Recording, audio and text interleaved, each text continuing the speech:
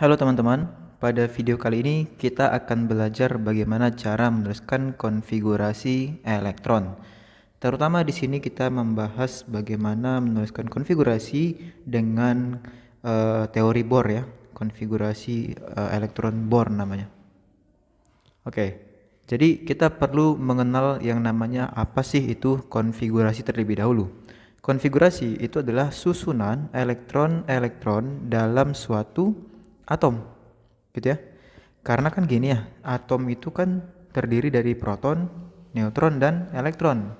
Dan elektronnya itu beragam ya, dimulai dari 1, 2, 3 sampai puluhan gitu ya. Nah, maka elektron tersebut tentu ada susunan tersendiri gitu ya. Ada sesuatu susunan yang perlu kita atur gitu ya, yang kita sebut sebagai konfigurasi elektron. Di mana elektron itu dimulai dari kulit pertama gitu ya, kulit kedua dan seterusnya. Itu disusun sampai semuanya gitu ya. Oke. Lalu kedua, kita perlu mengenal yang namanya elektron valensi. Nah, di sini saya singkat EV gitu ya. Oke, elektron valensi itu apa? Elektron valensi adalah elektron yang berada pada kulit atau energi tertinggi. Ya, bisa juga dikatakan tadi ya, kulit tertinggi atau elektron yang berada pada tingkat energi tertinggi. Nah, elektron valensi itu sendiri secara umum maksimal 8 elektron ya. Nah, hal ini juga nanti salah satu dasar bisa kita mengetahui bagaimana cara menentukan golongan. Karena golongan itu ada golongan A, kemudian ada golongan B. Nah, ini dengan menggunakan elektron valensi ini kita bisa menentukan golongannya nanti. Oke. Ini sedikit gambaran ataupun ya ilustrasi dari elektron valensi gitu ya. Nah, di tengah-tengah ini yang warna kuning ini adalah inti atom yang terdiri dari proton dan neutron. Kemudian ini ada kulit pertama N sama dengan 1 kita sebut. Kemudian kulit kedua N sama dengan 2. Nah, kulit pertama ini terdapat 2 elektron misalnya. Kemudian kulit kedua itu nanti di sini ada 5 elektron. Dan kulit kedua ini atau N sama dengan 2 ini merupakan kulit terluar dalam hal ini ya. Kebetulan memang elektron yang terisi dalam keadaan dasar itu hanya sampai pada kulit kedua yang makanya kita sebut sebagai kulit terluar. Nah, maka berapa elektron valensinya? Ya, itu sama dengan 5 elektron gitu ya. Kita tinggal menghitung ada 1, 2, 3, 4, 5 elektron valensi atau ada 5 elektron yang berada pada kulit terluar atau energi tertinggi. Oke. Itu ya, konfigurasi elektron adalah susunannya, kemudian elektron valensi itu adalah total jumlah elektron berada pada kulit terluar tertinggi. Nah, bagaimana aturan dalam menyusun elektron ini? Aturan konfigurasi elektron dengan teori Bohr ya. Dalam teori Bohr kan kita sudah tahu ya bahwa elektron itu berada pada lintasan seperti ilustrasi gambar ini. Nah, jadi ini aturannya. Maksimal elektron di setiap kulit itu ada rumusnya ini. Kita sebut dengan rumus ya 2n kuadrat gitu ya. Dengan n itu sama dengan 1, 2, 3 dan seterusnya. N ini adalah kulit gitu ya atau tingkat energi pertama, kulit kedua, ketiga dan seterusnya kayak gitu. Nah, kemudian lanjut ke kanan kita perlu mengenal juga berkaitan dengan kulit ataupun tingkat energi gitu ya. Nah, untuk nama kulit itu ya disebut K, L, M, N dan seterusnya. Untuk nama kulit K itu merupakan nomor kulit pertama. Nama kulit L, kulit kedua, M, kulit ketiga, dan seterusnya gitu ya. Maka untuk setiap kulit ya, dari kulit pertama sampai seterusnya itu ada maksimal elektron yang bisa diisi dengan aturan 2n kuadrat gitu ya. Nah, apa itu? Kita tinggal masukkan nomor kulit ini kan merupakan n ya. Nomor kulit ini merupakan n. Nah, lalu dengan memasukkan n sama dengan 1, Maka kalau kita masukkan ke rumus 2n kuadrat, hasilnya berapa? 2 kali 1 kuadrat kan, sama dengan 2. Jadi untuk kulit pertama, maksimal elektron yang diisi hanyalah 2 gitu. Nah, selanjutnya kulit kedua. Kulit kedua 2n kuadrat ya, n-nya diganti menjadi 2. Nah ini jadinya berapa? 2n kuadrat, 2 kali 2 kuadrat berarti sama dengan ada 8 elektron yang bisa diisi maksimal di kulit kedua. Lalu selanjutnya tinggal kita ulangi lagi ya. 2 kali 3 kuadrat berarti 18 elektron. Nah sedangkan ini 2 kali 4 kuadrat sama dengan 32 elektron dan seterusnya. Jadi setiap kulit ya, kulit pertama maksimal 2, kalau sudah penuh maka lanjut ke kulit yang ketiga, kulit kedua yaitu maksimal 8. Kalau masih belum cukup maka lanjut ke kulit yang ketiga 18 dan seterusnya. Tapi nanti ada catatan yaitu apa? Untuk kulit terluar nantinya itu harus 8 elektron. Kalau seandainya tidak 8 elektron, kelebihan misalnya gitu ya, maka nanti kita harus pecah itu menjadi 2 bagian sehingga untuk bisa memenuhi maksimal elektron valensi. Oke. Contoh soal. Kita coba kerjakan yang N dulu ya. Kita coba kerjakan yang N. Kita pakai warna kuning aja. N itu dalam keadaan netral dia ada 7 proton. N itu protonnya 7 ya. Dan dalam keadaan netral itu ada 7 elektron begitu ya. Paham ya kalau di situ? Karena dalam keadaan netral ya, kemarin kita sudah sempat bahas juga pada video sebelumnya. Nah, kita mulai ngisinya ada 7 nih. Nah, kita mulai isi dari kulit pertama dulu ya. Bertahap gitu, dari energi yang terendah sampai ke energi yang tertinggi, atau kulit rendah ke kulit tertinggi. Kulit pertama itu maksimal isinya 2. Nah, karena udah maksimal maka lanjut ke kulit yang berikutnya, yaitu kulit ke-2. Di sini kita pisahkan pakai koma aja ya. Nah, kulit kedua itu kan maksimal 8 elektron. Nah, kita sudah mengisi 2, maka sisa berapa dari 7 elektron? Yaitu 5 gitu ya. Udah selesai.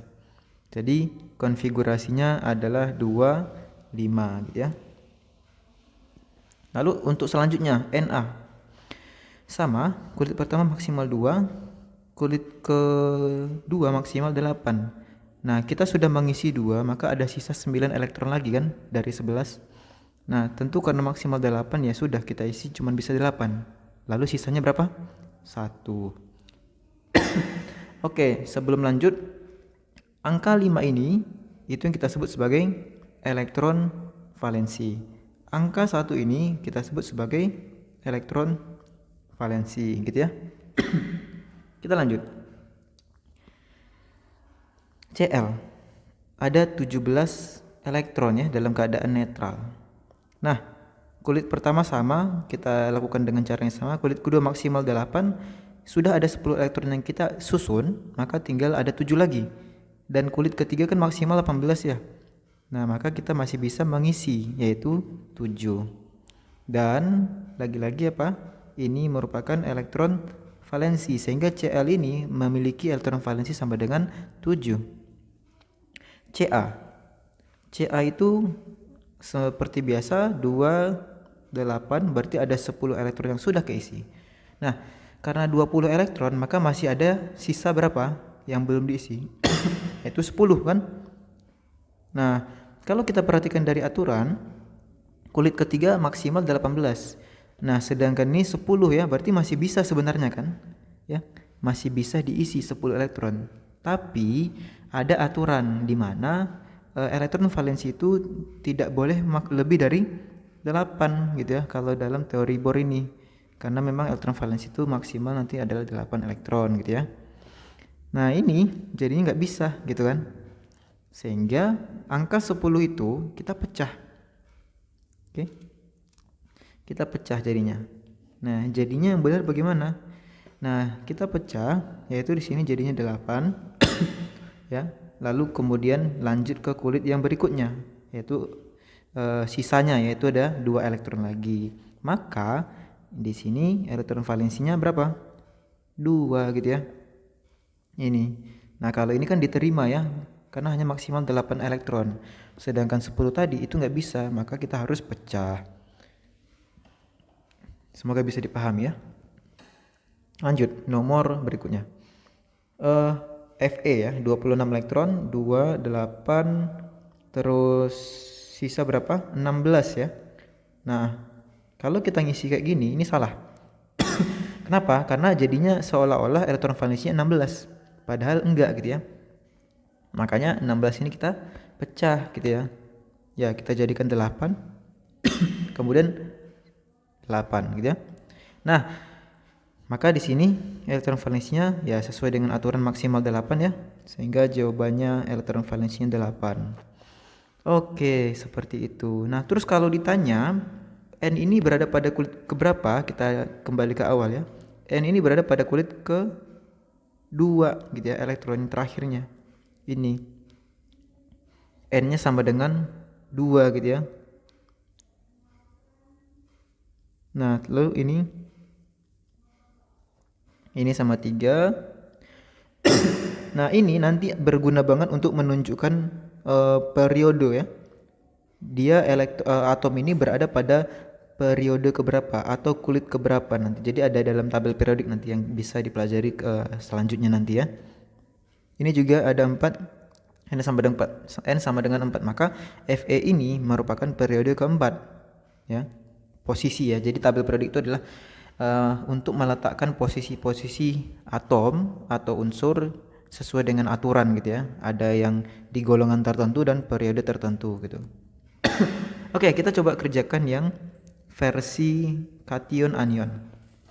Nah, kation anion kita sudah belajar kemarin bagaimana menentukan elektron ya.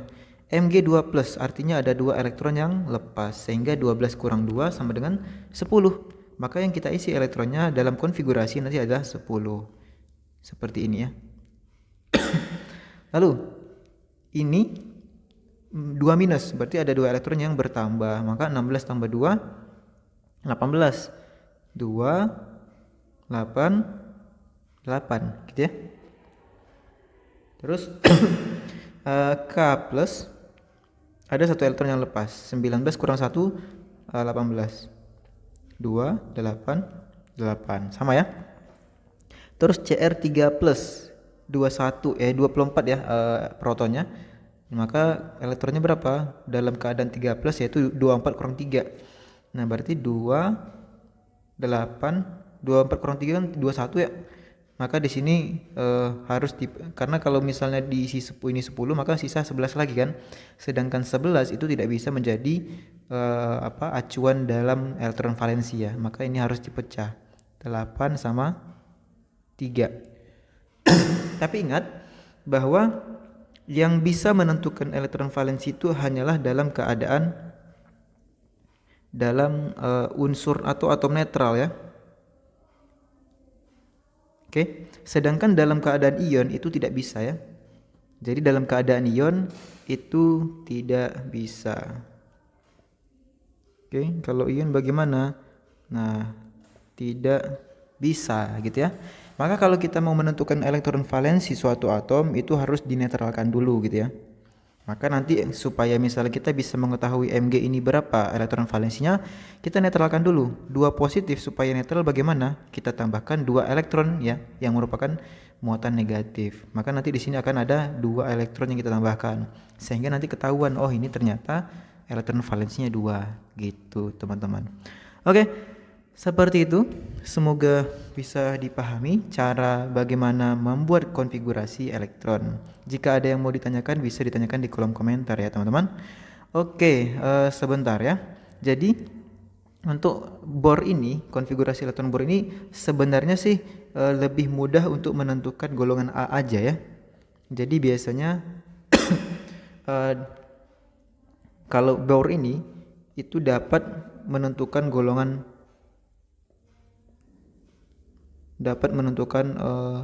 periode tentu ya. Periode udah pasti. Periode itu adalah posisinya nanti secara horizontal, sedangkan golongan secara vertikal.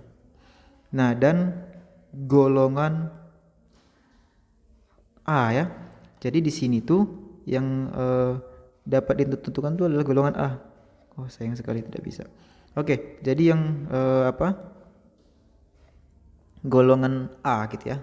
Kita kasih garis bawah aja deh.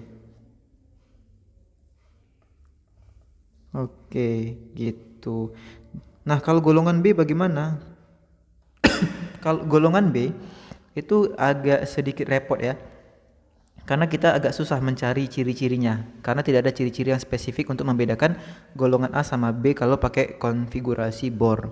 Tapi nanti ada satu lagi yaitu menggunakan konfigurasi mekanika kuantum, teori kuantum gitu ya. Nah, itu nanti bisa menentukan mana yang A, mana yang B. Oke, seperti itu teman-teman. Terima kasih.